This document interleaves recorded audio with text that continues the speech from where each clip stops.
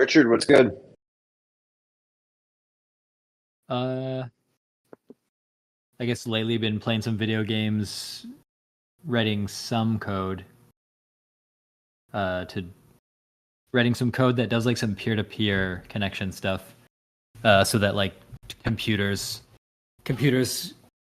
Well, ideally, the code that I'm writing would allow like two computers to just kind of communicate directly to each other after doing like a brief handshake on a server.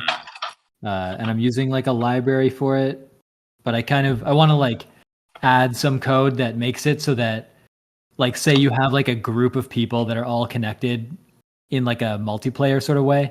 If like one of them is the host, but if the host like leaves, the code would like automatically choose a new host and continue. So that I have this vision that like you could sort of have like a website, like everyone's visiting this like website, and whenever someone visits, you get like a direct connection to like the other computers that are on the website with like no server needed. And then maybe you can like play some multiplayer game. Like one of the computers that's visiting the website would be used as like the central host. But they could leave at any time and the game would like continue because someone else would just take over as host. But basically I would want to like I don't want to have like one dedicated server running to make that happen. I would just want like nothing happens unless people start visiting the site and sharing the link maybe on some other platform. Then they can sort of create like a group and start like communicating in a multiplayer online way. By just like this, it would be like a network of computers that are just talking directly to each other and not really going through some central central thing.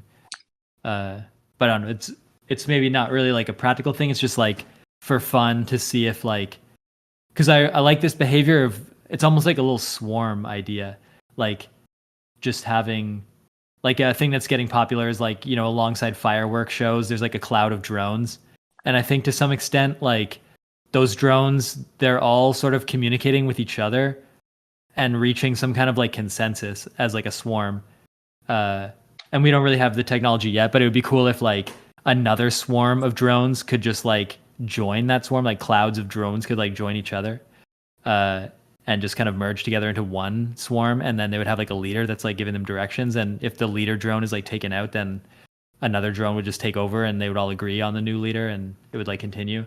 That's not exactly. I'm not doing anything with drones, but my thing is just like the problem of like a bunch of peers are communicating, a bunch of peer computers, and they need to choose like one leader for the group. But then also if the leader leaves, they need to detect it and choose a new leader rather than like, because I think the way multiplayer often works is like someone boots up a video game and says like they're the host, and then everyone joins the host. And when the host leaves, the game is over. But it would be cool if like, as long as there's two people there, one of them would just be chosen as the host and it would continue. And that would be I feel like that would be fun. People could just kind of join and leave as needed and not worry about like if one of them is the host or not. I thought that was a thing already. Yeah, it probably is. I guess the thing is like there's not very many applications. Well, actually, I think secretly what happens, like I know about this one thing where like everybody would join like an Xbox lobby in like playing Halo, and one Xbox would become like the host for the session, and then you'd see like if that person by chance left, there'd be like disruption where like people's connections would drop for a second, and then someone else would be chosen. And I think that was more like that may be similar, but I think I don't know how. Actually, that might be close to what's going on. Yeah, like people can just kind of like queue together in a lobby. One of them is the host. If the host leaves, there's like momentary disruption, then a new one is chosen. And I guess that was all. That's probably all like proprietary Xbox. Like maybe something different is done these days. My thing, I just want to make like the simplest possible code that anyone could just like add it to their website, and then you'd just have the ability like to start like anyone that sort of stumbles across the group of connected people could also join, and it would kind of just be like this rolling cloud of connected people. Yeah, and there's probably like stuff. Usually, stuff that's out there is like more complicated and has like too many features. I want to do just like the very basic, like I sort of want to see it happen for myself with like 100 or 200 lines of code uh and just have it be like as accessible and open as possible so people could just kind of like take my code and use it for hopefully like any, I don't know, web game, website, or something like that. All right. That's something to do. Yeah, I've been working on that like a little bit and trying to like develop ways to test it because I sort of need to test like it's like what if a new person joins and becomes the host but then leaves and someone else has to take over, or like someone who's contacting the host, like someone has to detect, like if someone detects the host left, what do they do when someone new joins, like how do they learn about the other people in the network? It's kind of fun to like work through those, and then but also write like code that randomly like generates like people joining the network and then removes them randomly and measures like is the network functioning correctly. Mm-hmm. Also, yeah, I watched White Lotus, the TV show, uh, and just played like Valheim, Factorio, different games. I'm thinking about getting back Chess. into some other games. Well, like Dune 2000. I'm getting back into the Dune stuff, right? I played Dune 2000 on PlayStation, and I loved that game. Problem is, I would have so many bloody tanks that I would like break it. Like it wouldn't be anymore. It'd be just too much. So I'm looking at getting like a version for the Mac that I could just play because apparently you can get it online too, or not online, but for the computer. So instead of me getting a PlayStation emulator. Anyway, I've been thinking about that. I like Dune. Instead of a PlayStation emulator, you just get like a retro PlayStation. Just get the computer version, download it to Mac. Oh, yeah. And that's Diablo, you said? Also thinking about that game.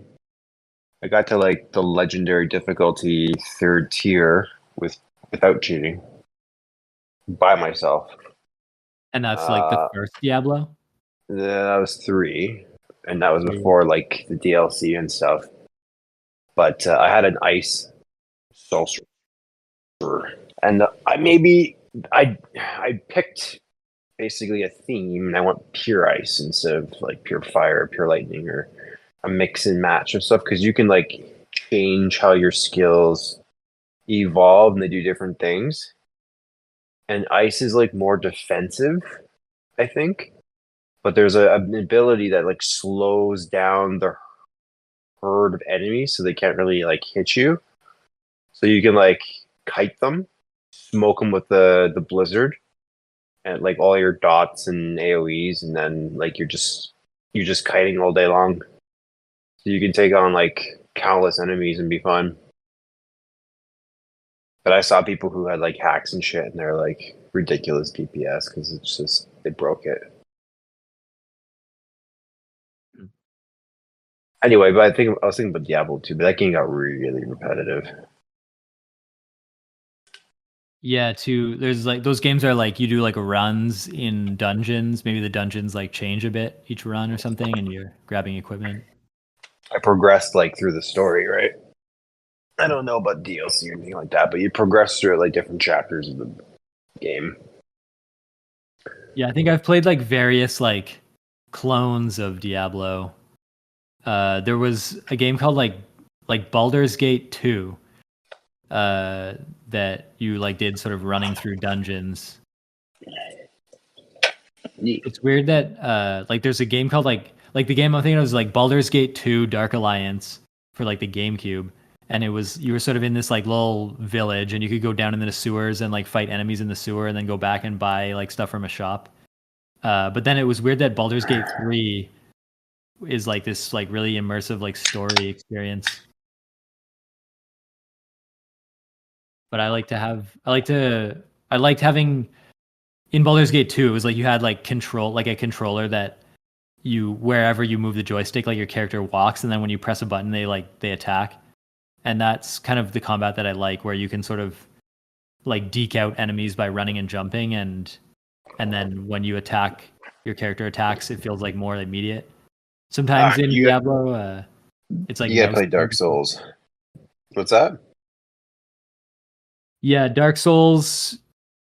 Dark Souls. I don't know how. I guess I haven't played many Dark Souls games except for like Elden Ring, and I think the combat is similar in that there's a little bit of like warm up. Like when you attack, there's always like a little delay.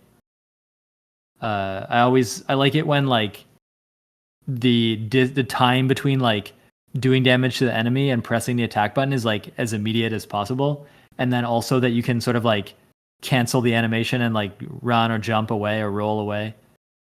I hate it when like I start like an attack and then I already know I'm not gonna, I'm gonna get hit before I finish it, but you can't like interrupt and roll or something. Yeah, I see.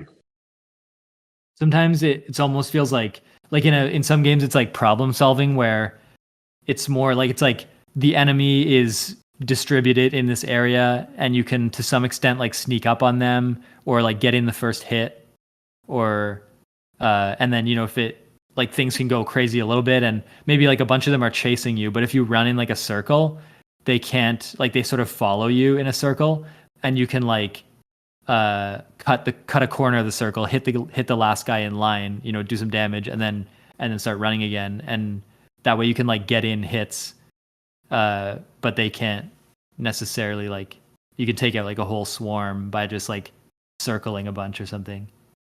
I It sort of reminds like me of, I like those yeah, patterns. it's like kiting. Yeah. That's the way to do it. Yeah, or different like using like maybe you can find like some kind of platform and get a weapon where you can like shoot down at them and they can't get you. I like sort of like using the environment to make it so that like sort of experimenting, yeah, like finding like a pathway through the environment where I have like an environmental advantage or some weapon that's like range and they're not range. Or like if they have a bow, I can like step behind a wall whenever they shoot and then respond fire. Or uh, if their bow is like slow enough, then if I run directly sideways, I can like dodge the arrow. Or if they swing at me with a sword, I can like jump straight back or something or roll straight back and they miss and then I have an opportunity to like hit them. I like all that sort of like spatial combat. Uh, I find it's sort of engaging. It feels very like you have to sort of like have this like situational awareness, like what's around you and time things right. But then you can always easily like just run. If you start to get like overwhelmed, you can like run and then it becomes like a chase where that you can escape or whatever.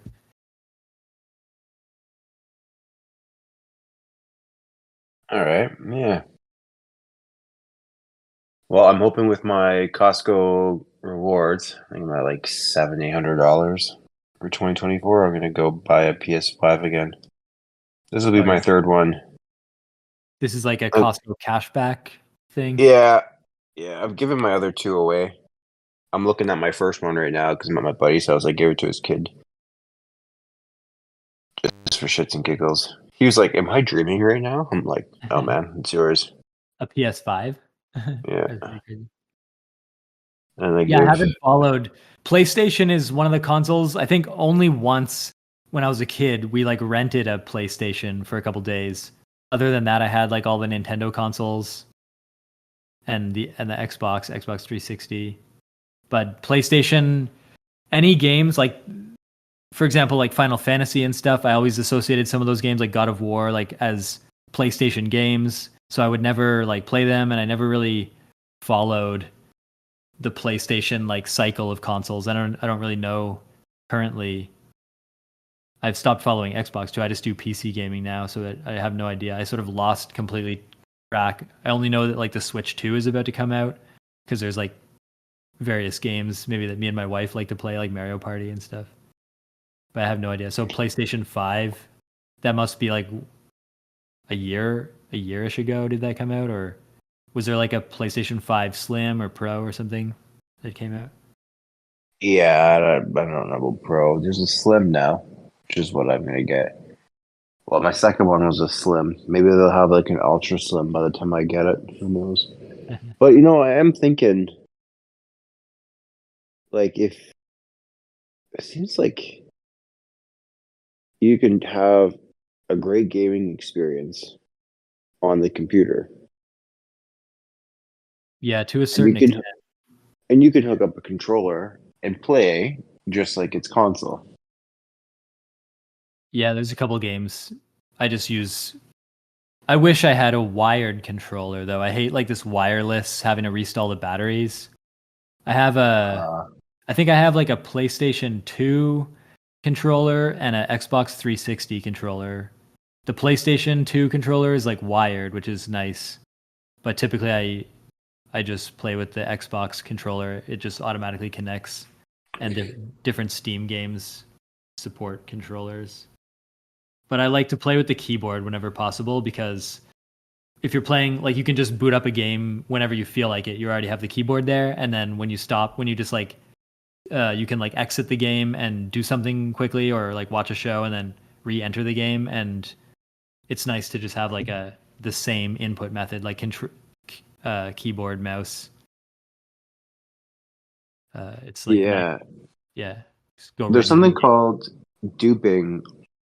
You can duplicate items, or like you can save your file locally and not do auto save. Yeah, And then you can have your inventory, you can drop your inventory, and then just download it again. You can drop it to a friend or a mule, and then kind of accumulate resources that way just by duplicating data. And it just, you know, it scales depending on how many times you do it. yeah. And I wonder with PC if you could just have two profiles open at the same time and on the same computer, just do it between yourself.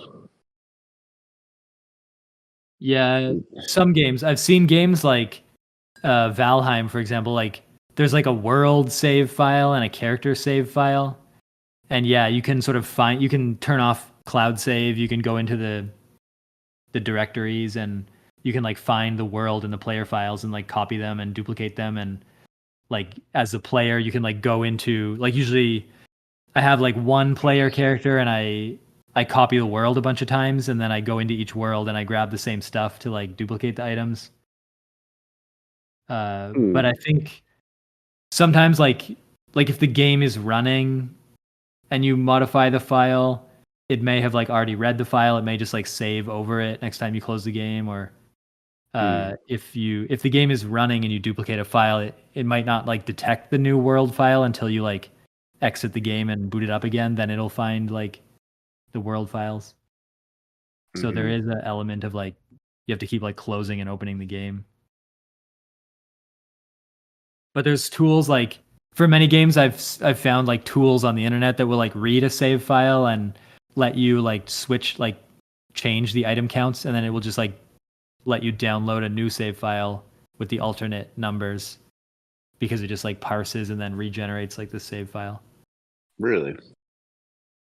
Yeah, different. It's always like really specific for every different game, but people have like websites where you can like upload your save, and then it will show you in like a readable way like what is in the save, and you can adjust numbers. But sometimes you have to like download, like someone will have written a sort of like a tiny application. Like you have to download like a Java application and like run it, and then the UI, like in the Elden Ring, I was trying to use one of these things, and uh you're like uploading your save file to this little like application on your computer, and then editing like in fields like what the different item counts you want are, and then you click like save, and it's not like not clear if it works. Like it's just like it's like whatever interface someone like came up with, and sometimes it like it can't find like stuff in the file. Or so it's kind of Hmm. like, it's not like it's very like flaky and glitchy, and you could easily like corrupt the save or something,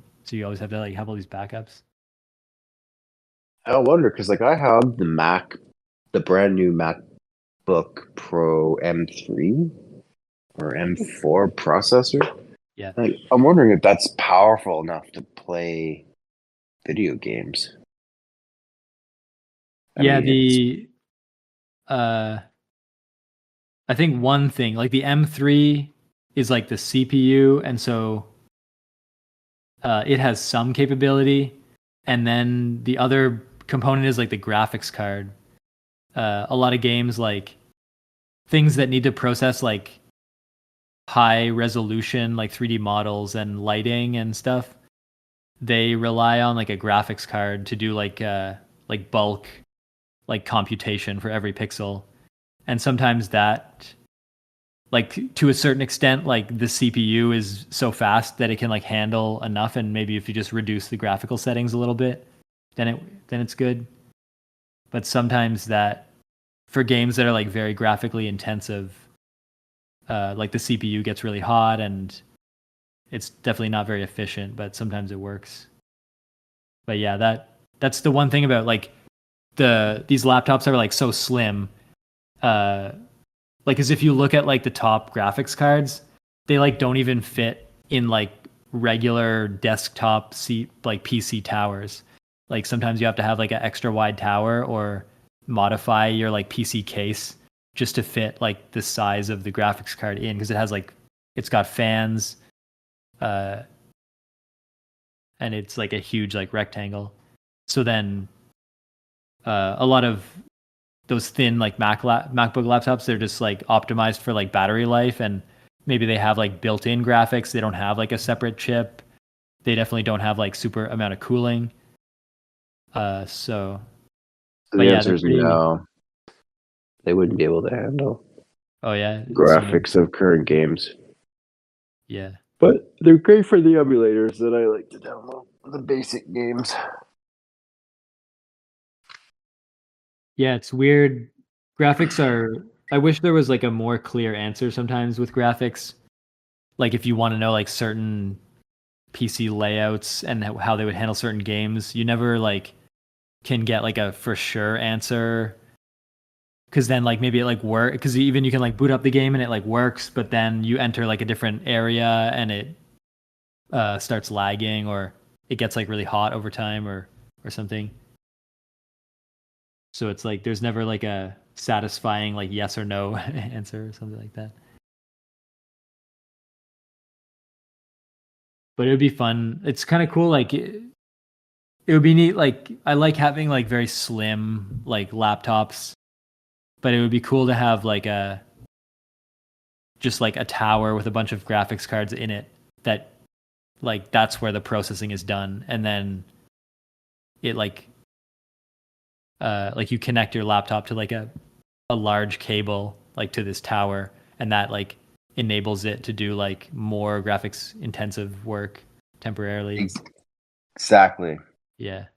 Because I want a computer that's portable.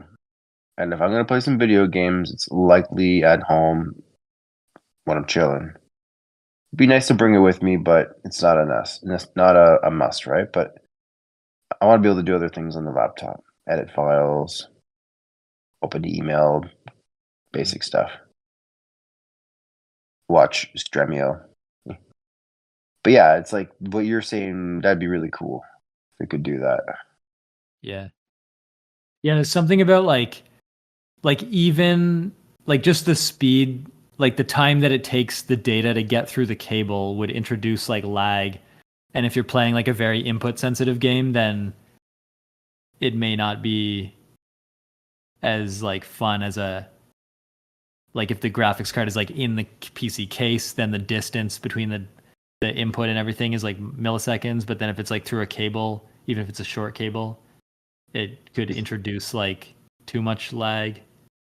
You think it But would I don't know, matter? because yeah, because I've one time I looked into like, could I just uh access like a remote PC in the cloud that's like really beefy for gaming, and I just rent it temporarily and like download a game and then just like stream the video back to my PC.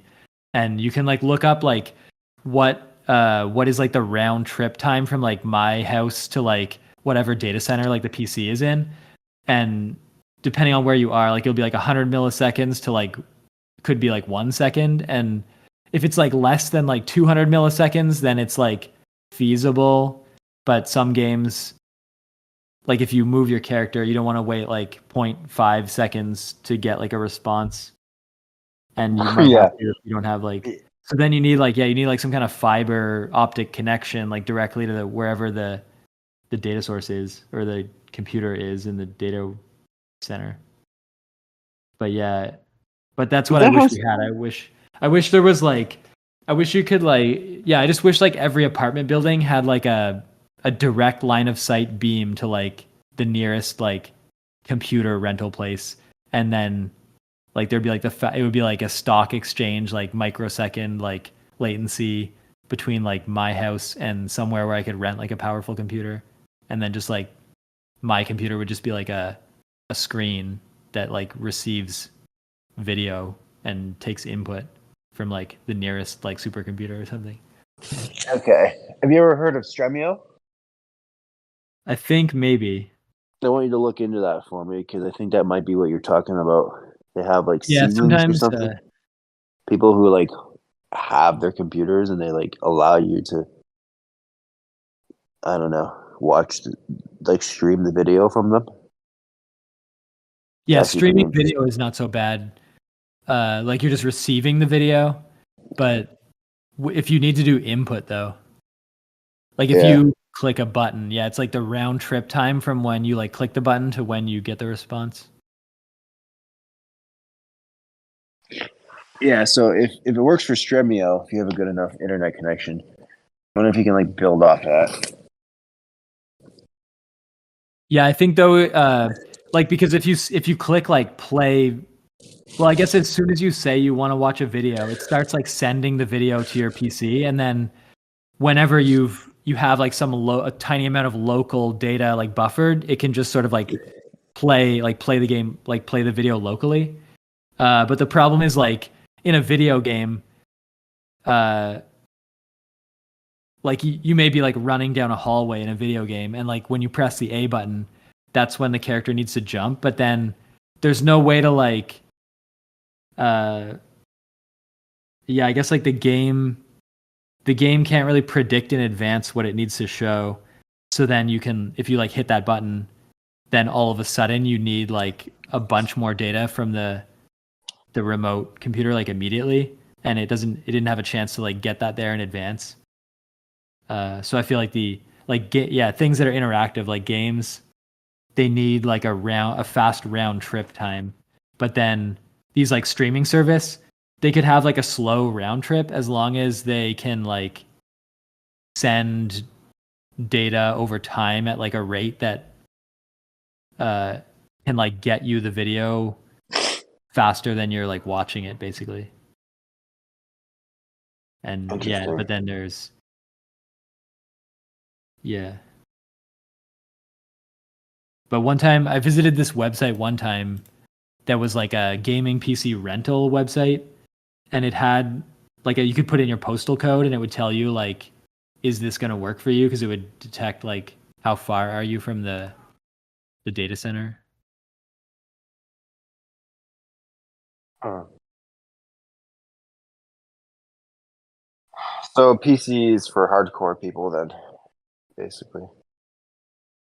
Yeah, I don't know. Yeah, maybe 2 years ago I bought uh like one of the higher end like Nvidia graphics cards. I just bought like a whole like Alienware like PC tower.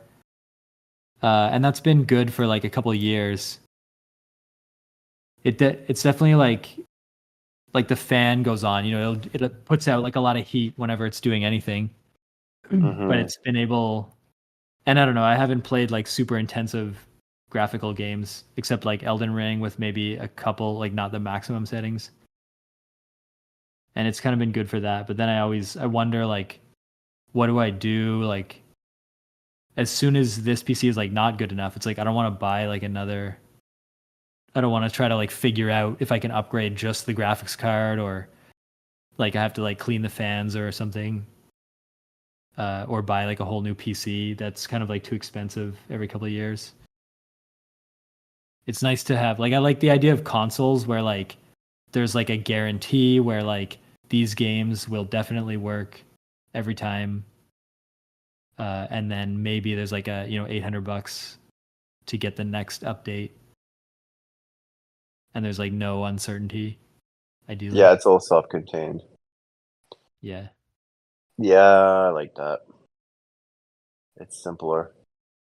Somebody like I think Steam tried to make like Steam OS like an operating system just for Steam and like put that on computers and then make like Steam machines. And that would be cool because like Steam every year Steam does like a hardware survey. And so Steam knows like what kind of hardware does everyone have when they're like playing games and accessing Steam. So Steam has like a really good idea of like how powerful would a computer have to be to like play the games that most people want to play. So that it would be cool if like Steam just started making like computers and it was like you'd just be like, this is like Steam computer version A. And then if you looked at any game, it would just tell you right away, like, can Steam computer version A play like this tier of game or whatever? And you'd be relatively certain because there'd be a bunch of other people that like own that exact computer and they'd be playing games on it and reporting if it can or not. Hmm.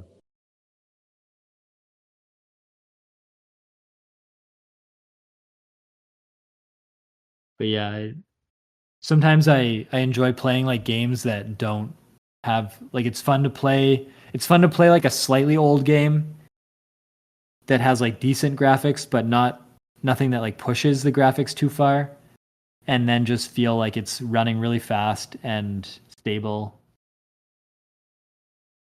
and like yeah, the computer doesn't have to work too hard to like play it, and then Yeah, it feels like a very magical thing because then it's the computer is just like very capable of playing it and not stressed.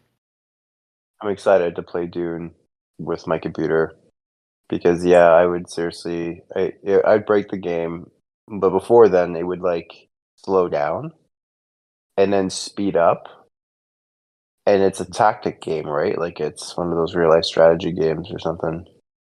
That's the right term for it. So if it's slowing down and then speeding up, and I'm like in one area trying to move tanks to do like a flank or something, and it speeds up, and then the enemy's attacking me in a different front, and I'm taking all this fucking damage without being able to actually see it or get there. It's a little annoying. But like I would have so many tanks that like fill the map. That'd be fun to like watch Dune and then play Dune the game. That's exactly why I want to play it. Yeah, because I'm working on the series right now called Prophecy, Dune Prophecy. And I watch the movies and I might watch the old ones. I watched the first Mm. version of the movie back when I was a kid. I forget exactly how old, but Yeah. I saw some scenes from the first movie there. People were like reviewing like the CGI compared to like the modern day. yeah, like the fucking box Yeah. around, like the force field box. It was like a box, man. It was ridiculous. They said that people like hand drew those boxes. Like they looked at every frame of the footage and they drew like where the boxes should be. Really? It's kind of funny, yeah. Wow. We've come a long way. I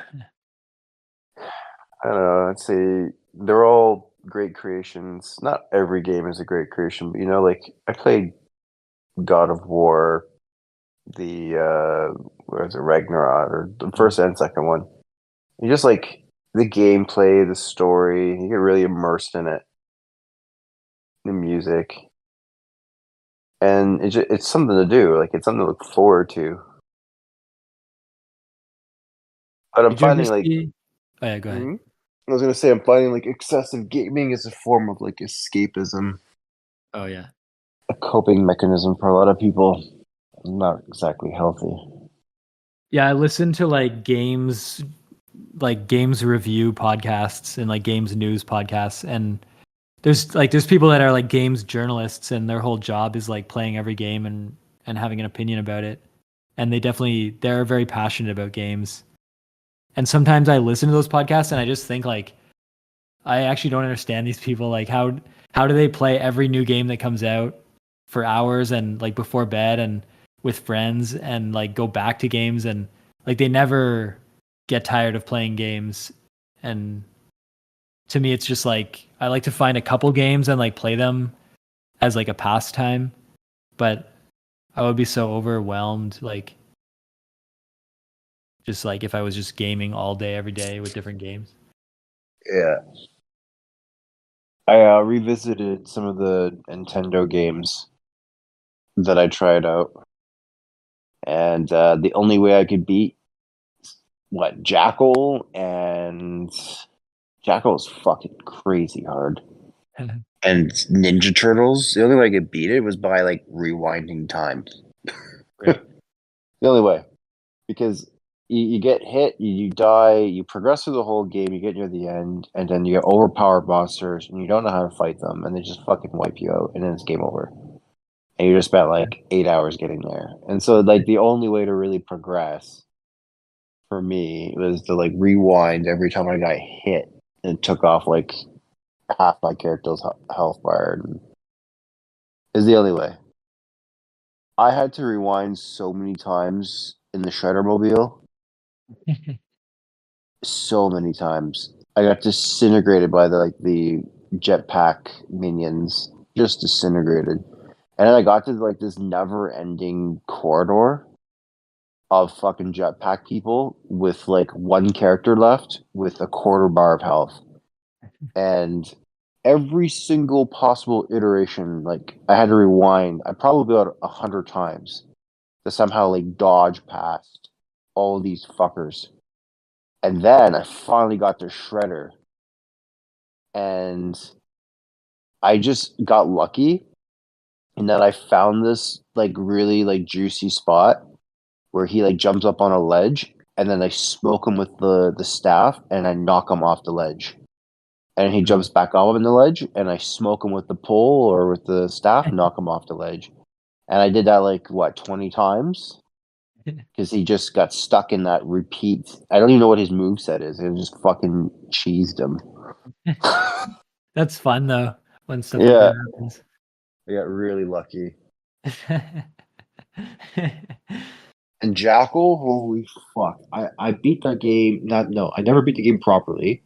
I got to the final boss properly. Um and then like there's like these two guns, massive guns that are like they're just turns and they're shooting in like certain areas and they like destroy the concrete. And you have to like wipe out the tower of like the enemy base. And then I never actually was able to do that without being able to rewind because it's so bloody hard. And so I did it while rewinding. I'm like, okay, cool, I beat the game. And then no, that wasn't it. Then this super fucking massive tank appears and it goes like left and right across the screen, but it's faster than you. And it shoots this laser beam that's probably an inch wide on your screen. It touches you, you're dead. And it doesn't just like aim at you, it will go past you and then shoot. So like you go into the fucking beam. And this thing was like I don't know what the kids like the expression kids use. It was AIDS, man. Like it was because you don't like got the fucking laser beam, you got this auto turn that's also shooting a whole bunch of like fucking bullets at you that you're trying to dodge. And one touch of any of this stuff and your character dies and you lose your upgrades. And it was the most fucking annoying thing. I spent about 20 minutes trying to beat this guy, rewinding every time I got hit, which was I lost count. Yeah, it's pretty In, fun. I like when you can sort of feel like it'll eventually be possible, but it's like a hard challenge that you just have to keep doing. I like finding things like that. It's kind of just Nintendo games, satisfying, yeah. Nintendo games, man, they're so hard, and the RPGs are like notoriously like grindy. I played like Dragon Warrior. I think that was like the first RPG ever, and oh my god, what a fucking grind that game. I wonder if But like the fact that games were like that, like very grindy back then, did that like cause like a generation of people to sort of expect that from games. Like there would be a generation of people where like they liked gaming, but the only games available were like hard arcade games like that. And so then they learned that like to have fun, they just have to grind at something. And those and then I just wonder like because they didn't really experience like casual games or easy games or multiplayer games, like they just went to the arcade and like grinded on the same game like forever, and it was like impossible. I don't know. But I I don't wonder know if if this is that's like like the norm. influenced them. Probably, but things are a bit watered down now. I played a remake version, Dragon Quest. So I beat the old version, which terrible graphics, and then I played Dragon Quest, which had like upgraded graphics. It was much much better, visually appealing. Interface made more sense. Just an upgrade across the board. But you just like skyrocketed through the levels, and then like I don't think I did this with the Dragon Warrior version, but I'm trying to beat the game with no equipment. So, I did it. I got pretty much to the end boss. I haven't fought the Dragon Lord yet with my fists, but I am curious to see if I can beat him without any weapons or armor. Huh. It's gonna be fucking AIDS because you walk through like the toxic swamp or whatever, and it drains your. So the whole thing with like the Edric armor, Loto or Roto armor is like every step you take, you recover a hit point, which sustains you because you have a finite amount of magic and herb capacity. So it's like try to like grind to get to max level because there's no other way to get around this. I have to get to max level to stand any chance with my fists. But if I could beat the fucking Dragon Lord with my fists, good to go. Hmm. But that's like the challenge I'm having to do with Dragon Quest because it's so bloody easy compared to Dragon Warrior. Right, yeah. What about a game called Death Stranding? Did you see that game? Seen it, never played it. Yeah. Because I haven't played it either. I think I have it like purchased, but I never played it. But I Looks like understand that it's like you got to carry like a bunch of you got to decide how much load you want to take on, like how many bins or boxes you want to carry with you. And then like walking itself is difficult and traversing the terrain is difficult. And then the more stuff you take, the harder it is. That feels like kind of like almost like not a it's like a different idea, you know, like it's not combat, it's like player versus environment, and it centers like around like having a mastery of reading and understanding terrain and finding the best path to a destination like by planning or something like that. And that's like an interesting thing to see. Is that fun? Because that's kind of fun like in real life, like packing a bag of supplies and then traversing like a hiking area is like a Depends on fun who real you. world activity. Yeah, it depends on who you talk to, but yeah. Yeah. So then, Yeah, yeah, I Death wonder, it's Stranding. like an attempt at like gamifying that idea. And maybe like, yeah, I could see people taking it farther. Like, you know, like if like a Death Stranding like game, but maybe you have to like set a campfire at night and like navigate a little bit, like maybe an Elden Ring style world where you need to sort of like find food occasionally or something. And that would be kind of Okay. fun. Like a game that's just kind of like a pilgrimage game where you're just like journeying for the sake of journeying, and you can climb a mountain if you want or something and make little camps.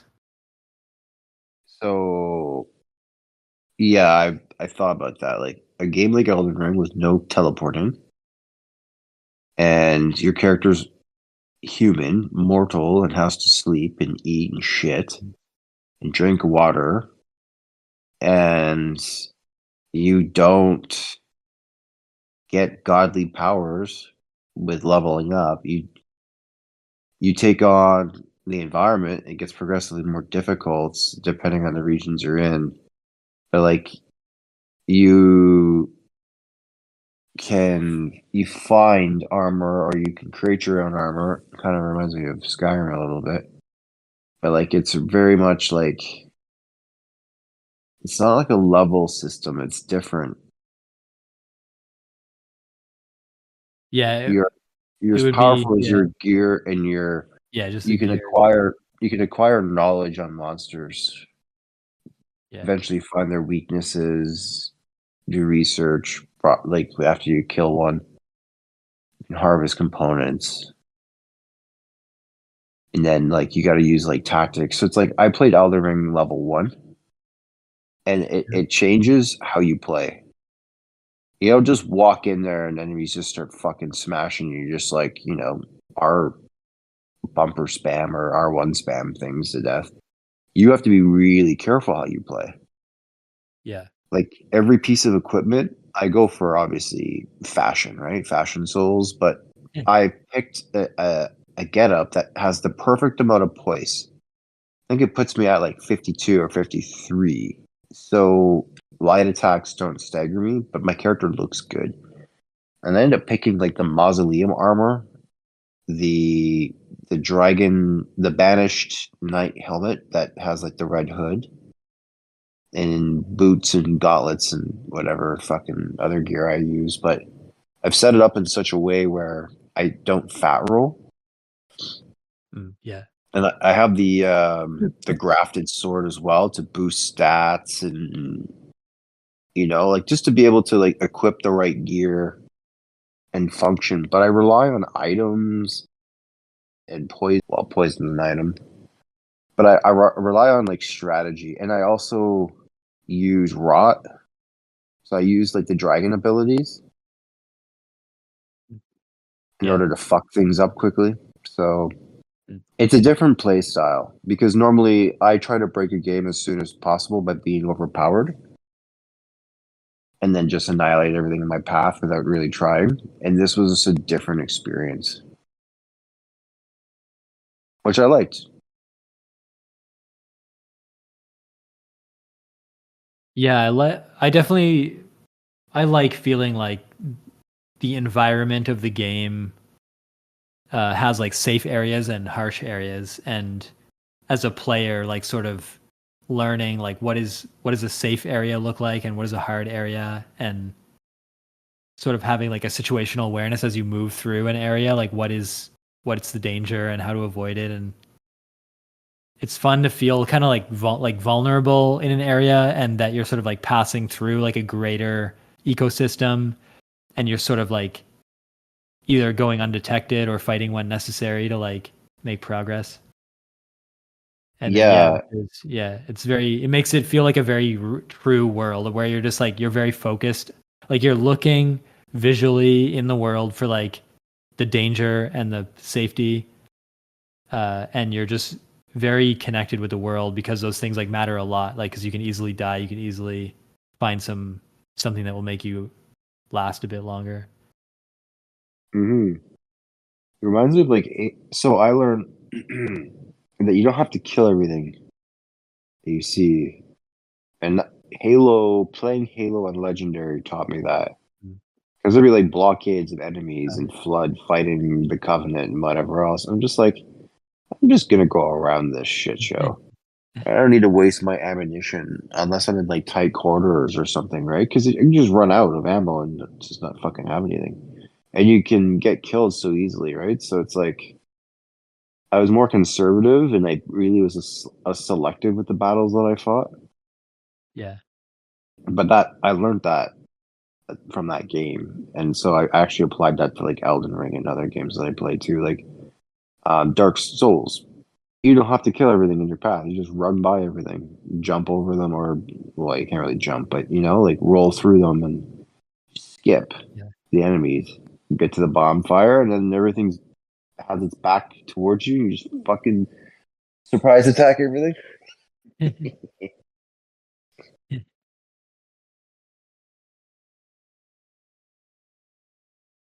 Yeah, games are good.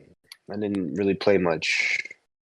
Like I play periodically, but Yeah, not like around I the end of used the to. year, a lot of people are like releasing like top games of the year lists. I was looking at one outlet that I follow closely. They listed like 20 games that they like this year, and I only kind of have any familiarity with like 5 of them. And that's interesting to me that like there's games on the list that I know are like big games or games that I might be interested in or something, but I didn't get around to play. There's games that I like never heard of. Like one of the top games on their list is called like 1,000 Times Resist, and it's some kind of like visual novel story about like the future, and it's like visually interesting, and you're sort of it's almost like a puzzle. I think there's some puzzles in it or something. But I sort of have like no. Sometimes there's just no like way to onboard myself to a game. Like I hate to like just boot up a game and go in cold and not know what I'm in for. I like to be have some idea about like what I'm gonna get out of it, but to get me excited. Otherwise, I just feel like I can't. It feels like just a totally random experience. I like to feel some kind of connection to it or something, or knowledge about like who made it or why they made it. Yeah, makes sense. Yeah, I got so many games to catch up on, like Final Fantasy VII, the second one there, the remake Yeah, that came out. I haven't yeah, touched that it. was on their list. Yeah. Like I beat the first remake and I did hard mode and I gave myself a challenge of like using no magic at all. So I just use like fucking chakra to heal and everything is just physical combat. So I just geared myself for physical combat. Yeah. And like it changes your play style a little bit, especially when you go against human characters that are hard. So really enjoyed that game and like the replay value. Mm. I am curious because everybody's fucking maxed at level 50 and all materia is maxed. And I wonder if that carries over. I should probably look that up. To the remake? Well, remake first to the second, right? There's 3 different remakes. Do they do stuff like that? Like the save file from the original carryover? I don't know. They should. They didn't have like certain spells. They didn't have like flare or contain or Ultima or anything like that. So it's like they could carry it over. Did you see that in Elden Ring, the DLC? It has like a different leveling system so that like everybody kind of enters it at about the same strength.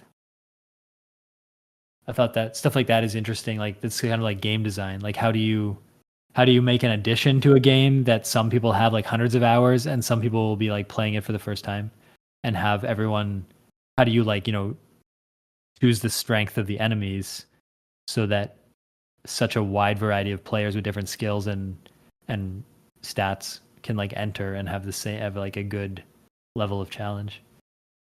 Yeah, I hear you're pretty like nerfed, or you can get like blessings or something. I haven't played it really. I just okay. I played on my friend's game for like few moments to get fucked up by that colossal giant fire thingy. But yeah, he was saying that it's changed there. Like my main is like level 500 and something, so it's. I'd hope that I'm still overpowered in that world, but who I knows? don't think so though. That's what I've been hearing. Like I hear that there's like no level you can achieve in the regular game that will get you like the base level enemies will just mess you up in like the DLC.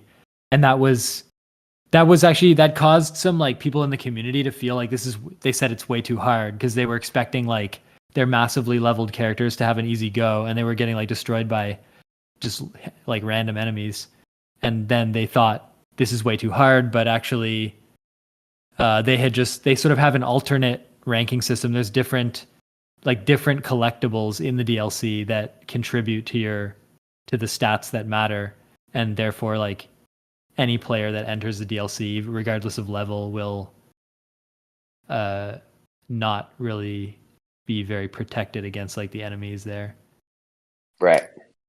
But that led me to like not play. Like I haven't played the DLC or looked at it at all because I don't want to go through that experience of like, like I would, uh, like my character definitely was like a super high level, and I would hope that would just let me for free like explore the DLC without issue. But I feel it's going to be like a whole gauntlet that I have no way to really get around because the the spot where I collect my runes. Like, because runes, I don't even think are the leveling thing in the DLC, and so I can't even like level with runes. I would just have to like find all these new ways to level in the DLC in order to survive. And it's like not a process that I want to like see the visual areas, but I don't want to like get stuck fighting some enemy for like 5 hours just to like progress. Well, then Dark Souls and the whole franchise is not your thing then, because Yeah. that's it. That's why people love that game. It was so fucking hard. If I could play Dark Souls again for the first time, it would be a beautiful thing. I literally lived on that game. I loved it so much. Just captivated by it in every way. Yeah, for me, Seamless world. I like the environment so much that like it's so fun to like experience like the spatial different areas and the cliffs and like the rocks and the ruins. But then whenever I'm like having fun doing that and then like an enemy comes out and I just know that like I'm gonna have to grind against this enemy for like 4 hours before I can like peacefully ride through the next area. It becomes like, why do I have to do this? You know, it's just like I just want some way around it so that I can continue to like see the neat castles and stuff. Hmm. And then but then it is kind of fun like if you find these little like grinding spots, because that's something that I do like to do is like listen to a podcast and just fight like the same little room of enemies over and over again. And if that leads me to like leveling up, then I feel like I dump in like a bunch of hours, I get the experience, and then the game gets a bit easier. And once it gets to the perfect level of easiness, uh I can fight the boss and still feel like there's a risk of dying, but I have a pretty easy time. Then it could be a fun experience, but there's never like a guarantee that there'll be like a pathway to grind in the way that I want. Sometimes it's like based on like reading enemy movement patterns, and I've never, Well, unless they give me like a training area. I don't know. in Dark Souls 1, you go to the Enchanted Forest, you kill the shadow, the sort of hidden ninja knight, because he doesn't respawn. And then the other three NPCs, you bait them, and then you bring them back to the front entrance, but you hide beside the stairs, and then most of the time they go up and they just drop to their death because they like there's a big cliff to your side. And then so you get like 6,000 souls or to 8,000 souls every run, which is really good at that stage in the game. Huh. Mm. I don't know if there's others in Dark Souls 1. I'd have to think. I'm not sure. But my friend, I appreciate the chat, and I gotta take care of some things, but let's chat again soon, okay? Yeah. Yeah. I'll see you next Okay, time. bud. All right. Take care.